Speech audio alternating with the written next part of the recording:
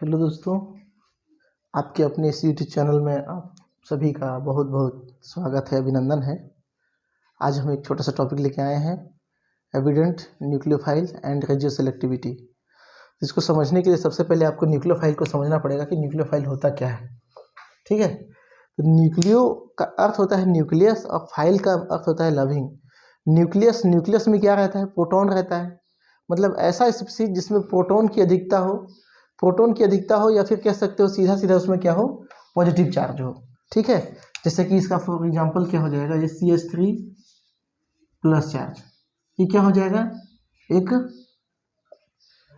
Nucleophilic site हो जाएगा। इस पे अटैक करने वाला क्या होगा, न्यूक्लियोफाइल होगा। ठीक है, तो जिसमें प्रोटॉन की अधिकता हो वो क्या कहलाएगा, न्यूक्लियोफिलिक साइट कहलाएगा। और यहाँ पे इसको पूरा समझ लेते हैं। न्यूक्लियस का अर्थ क्या होता है, प्रोटॉन, जिसके पास प्रोटॉन क्या हो। और फाइल क्या हो, फाइल मीन्स होता है लविंग मतलब एफिनिटी। जो प्रोटॉन से क्या रखता है, एफिनिटी रखता है। ठीक है, प्रोटॉन से क्या रखता है, एफिनिटी रखता है। मतलब ऐसा स्पीशीज जिसके पास खुद इलेक्ट्रॉन ज़्यादा हो, और वो किससे किससे जुड़ना चाहेगा, जिसके पास प्रोटॉन कम है उससे जुड़ना चाहेगा। ठीक है, ऐसा सेंटर से जुड़ना चाहेगा जिसके पास प्रोटॉन अधिक में हो, उससे जुड़ना चाहेगा, उसको हम न्यूक्लियोफाइल कहेंगे, न्यूक्लियस के प्रति एफिनिटी रखने वाला। ठीक है, तो ऐसा स्पीशीज कौन कौन हो सकता है, OH minus, fluorine minus, cyanide minus, SCN। इनके पास क्या होता है, इलेक्ट्रॉन ज़्यादा होता है, जो किसी धनावेश को ये इलेक्ट्रॉन डोनेट कर सकते हैं। ठीक है, ये क्या कर सकते हैं, धनावेश को इलेक्ट्रॉन डोनेट कर सकते हैं। इलेक्ट्रॉन डोनेट करके क्या बनाएंगे, बॉन्ड बनाएंगे। ठीक है, फाइनली क्या बनता है, बॉन्ड बनता है। तो न्यूक्लियोफाइल मतलब सीधा सीधा ये कह सकते हैं, ऐसा स्पीशीज जो इलेक्ट्रॉन रिच हो और जो इलेक्ट्रॉन डिफिशिएंट कंपाउंड को इलेक्ट्रॉन दे सके, अब बॉन्ड बना सके। ठीक है, तो वो क्या कहलाएगा, न्यूक्लियोफाइल कहलाएगा। अब यहाँ पे आता है एक टर्म एम्बीडेंट। एम्बीडेंट को अगर हम तोड़ते हैं तो ये एम्बी और डेंट में टूटता है। एम्बी मतलब टू और डेंट मतलब दांत, दो दांत वाला कहने का मतलब क्या है, यहाँ पे कोई हाथी का दांत तो है नहीं। डेंटेड मतलब यहाँ पे ये बता रहा है, साइड को बता रहा है, ऐसा साइड जहाँ से वो इलेक्ट्रॉन दे सके। ठीक है, जैसे कि एग्जांपल के लिए हम ले लिए हैं SCN, थायोसाइनाइड। ठीक है, थायोसाइनाइड का स्थिति कैसा होता है, सल्फर के पास 3 लोन पेयर, एक बॉन्ड। ठीक है, मतलब 2 4 6 और 2 8। ठीक है, 8 इलेक्ट्रॉन कंप्लीट हो गया। नाइट्रोजन के पास क्या होता है, एक लोन पेयर इलेक्ट्रॉन। मतलब यहाँ से सल्फर भी क्या करता है, एक बॉन्ड बनाने की कैपेसिटी रखता है, नाइट्रोजन भी एक बॉन्ड बनाने की कैपेसिटी रखता है। अब वो कंडीशन करेगा किस पे, नेचर ऑफ सॉल्वेंट पे और पावर ऑफ न्यूक्लियोफाइल, उसका पोलराइजिंग पावर कितना है, उस पर हम उसका डिपेंड करेगा कि वो सल्फर जुड़ेगा या फिर नाइट्रोजन जुड़ेगा। ठीक है, इसी टाइप से साइनाइड आयन को देखिए। साइनाइड आयन में क्या होता है, कार्बन में एक नेगेटिव चार्ज होता है। देखिए कार्बन के पास 1 2 3 4 5 6 बॉन्ड बनाने वाले इलेक्ट्रॉन को एक साथ गिनते हैं 6, और नेगेटिव चार्ज का मतलब 2 इलेक्ट्रॉन। ठीक है, ये 8 हो गए। नाइट्रोजन के पास 3 3 6। ठीक है, 3 इसका तीनों को लेगा, ये 3 3 6 और 2 इलेक्ट्रॉन क्या हो गया, 8। ऑक्टेट दोनों कंप्लीट है, तो कार्बन भी यहाँ बॉन्ड बना सकता है, नाइट्रोजन भी बॉन्ड बना सकता है ना। साइनाइड CN के रूप में भी जुड़ सकता है, NC के रूप में भी जुड़ सकता है ना। मतलब यहाँ भी जुड़ सकता है और यहाँ भी जुड़ सकता है, दोनों तरह का यहाँ पे क्या करेगा, ये बॉन्ड बनाएगा। ठीक, अब यहाँ पे एक चीज सबसे बड़ी इंपॉर्टेंट बात होती है कि इस तरह के जो एम्बिडेंट न्यूक्लियोफाइल होते हैं वहाँ पे रेजोनेंस पॉसिबल होता है। जैसे कि हम OCN की बात, ROCN में एक न्यूक्लियोफाइल जुड़ा हुआ है, ये OCN की बात करते हैं, तो यहाँ पे क्या है, ऑक्सीजन के ऊपर में नेगेटिव चार्ज है, एक बॉन्ड बनाया है, इसकी कैपेसिटी 2 होती है। एक यहाँ बॉन्ड बनाया है, यहाँ पे एक लोन इलेक्ट्रॉन पेयर है, और भी लोन पेयर इलेक्ट्रॉन यहाँ पे है ना। टोटल इसके पास कितना लोन पेयर हो गया, 3 लोन पेयर। एक लोन पेयर से क्या करेगा, अगर यहाँ बॉन्ड बनाता है तो यहाँ पे डबल बॉन्ड बन जाएगा, और यहाँ पे कार्बन और नाइट्रोजन के बीच में जो 3 बॉन्ड है उसमें से एक बॉन्ड कहाँ चला जाएगा, नाइट्रोजन के ऊपर में। तो नाइट्रोजन के पास एक लोन पेयर पहले से है, और ऊपर से यहाँ पे नेगेटिव चार्ज आ गया, मतलब यहाँ पे 2 इलेक्ट्रॉन और आ गए। ठीक है, तो अगर दोनों स्थिति को देखा जाए, ऑक्सीजन भी क्या कर सकता है, बॉन्ड बना सकता है, नाइट्रोजन भी बॉन्ड बना सकता है। मतलब ये एक इस तरह का लिगेंड हो गया कि ये क्या करेगा, 2 जगह से बॉन्ड बना सकता है। तो ये इसमें रेजोनेंस पॉसिबल है, ठीक है। तो रेजोनेंस और भी हम इसको समझ सकते हैं कि बढ़िया एग्जांपल है इसका एसीटोन इनोलेट आयन।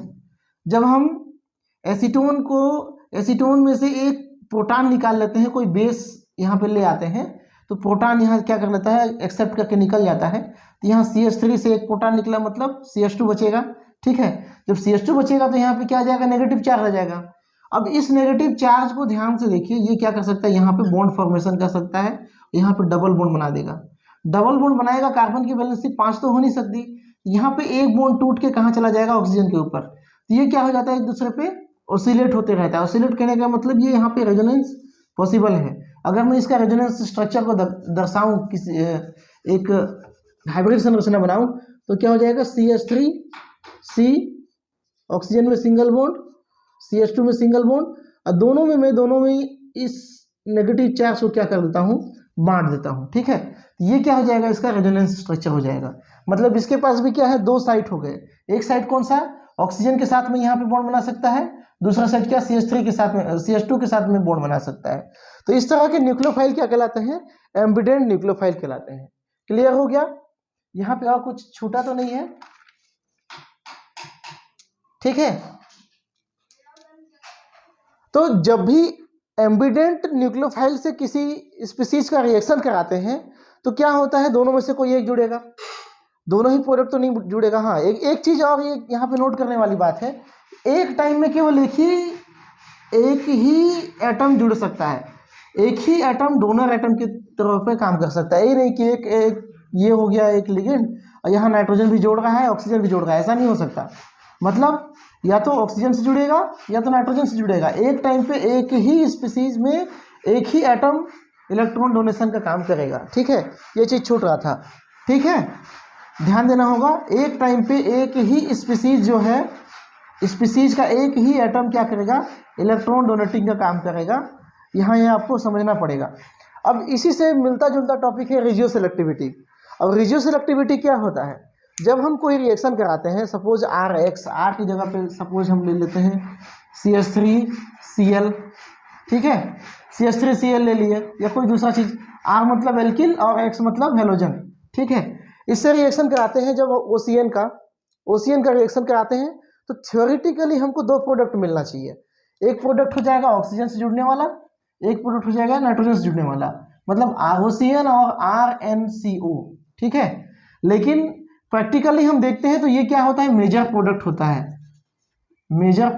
है, ये माइनर प्रोडक्ट होता है। ये किस पर डिपेंड करेगा, ये डिपेंड करेगा नेचर ऑफ सॉल्वेंट कैसा है। ठीक है, सॉल्वेंट कैसा है, सॉल्वेंट इसके फेवर में है या फिर इसके फेवर में है। सॉल्वेंट के फेवर के अनुसार ये प्रोडक्ट हमको मिलता है। बहुत सारे एग्जांपल है ना। और दूसरा जो चीज होता है रेजियो सेलेक्टिविटी तो आपको समझ में आ गया होगा। रेजियो सेलेक्टिविटी मतलब रिएक्शन जब हम किसी एविडेंट लिगेंड से कराते हैं, तो हमको केवल एक ही प्रोडक्ट मेजरली मिलता है, दूसरा प्रोडक्ट क्या है, या तो नहीं मिलता या फिर माइनरली मिलता है। ठीक है, तो इस घटना को हम क्या कहते हैं, रेजियो सेलेक्टिविटी कहते हैं। ठीक है, यहाँ पे कोई दिक्कत नहीं है।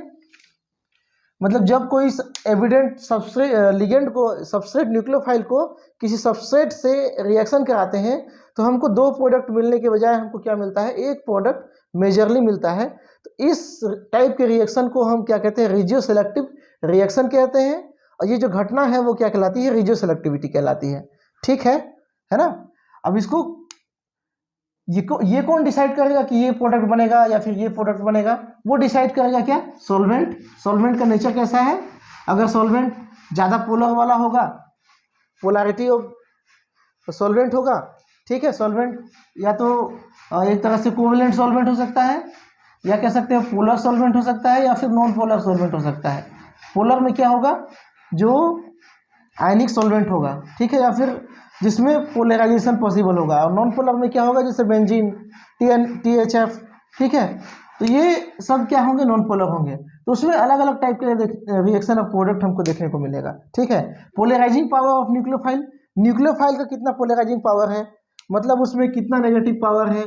तो यहाँ पे हमको ये देखने को मिलता है कि जो ज़्यादा इलेक्ट्रोनेगेटिव एलिमेंट होता है, वो इलेक्ट्रॉन को ज़्यादा अपनी ओर खींच सकता है। ठीक है, तो उसको हम कहते हैं पोलराइजिंग पावर। सपोज यहाँ पे ए क्या है, ज़्यादा इलेक्ट्रोनेगेटिव है, तो इलेक्ट्रॉन को अपनी ओर खींचेगा ए, तो इसकी जुड़ने की कैपेसिटी क्या होती है, ज़्यादा होती है ना। पोलराइजिंग पावर ऑफ न्यूक्लियोफाइल अगर हम देखें तो क्या होगा, जो ज़्यादा इलेक्ट्रोनेगेटिव एलिमेंट होता है उसकी जुड़ने की प्रवृत्ति ज़्यादा होती है। लेकिन केवल इसी पे हम डिसाइड नहीं कर सकते, मेजरली जो इफेक्ट होता है वो सॉल्वेंट का होता है, कि सॉल्वेंट किस प्रकार का है। सॉल्वेंट इसको जुड़ना, ए को जुड़ने देना चाहता है या फिर बी को जुड़ने देना चाहता है। तो ये क्या होता है, रेडियो सेलेक्टिविटी का दो प्रमुख कारण हो गए। ठीक है, आई होप ये वीडियो आपको समझ में आया होगा। और एक चीज़ मैं आपको इन्फॉर्मेशन देना चाह रहा था, इसका अगर आपको पीडीएफ चाहिए तो आप हमारे टेलीग्राम ग्रुप से जुड़ सकते हैं। ठीक है, टेलीग्राम ग्रुप में जुड़ने के लिए, क्योंकि अभी मैं लिंक अगर मैं डिस्क्रिप्शन में डाल भी रहा हूँ तो वहाँ से टेलीग्राम ग्रुप खुल नहीं रहा है, मैं बहुत प्रयास किया। तो आप सीधा आप यहाँ पे सर्च मारिए केमिस्ट्री रूफ अल्ट्रा, यहाँ पे स्पेस नहीं देना है, आप ये सर्च मारिए और वहाँ पे ज्वाइन कर लीजिए। ठीक है, इसका पीडीएफ आपको टेलीग्राम चैनल में मिल जाएगा। ठीक है, तो चैनल में बने रहने के लिए बहुत बहुत धन्यवाद। इसमें से कोई भी चीज़ अगर आपको समझ में ना आया हो तो टेलीग्राम में कमेंट कर सकते हैं, या फिर यूट्यूब में भी कमेंट कर सकते हैं, मैं आपको कमेंट का जवाब जरूर दूंगा। चैनल में बने रहने के लिए बहुत बहुत धन्यवाद। आप सभी का दिन जो है शुभ हो।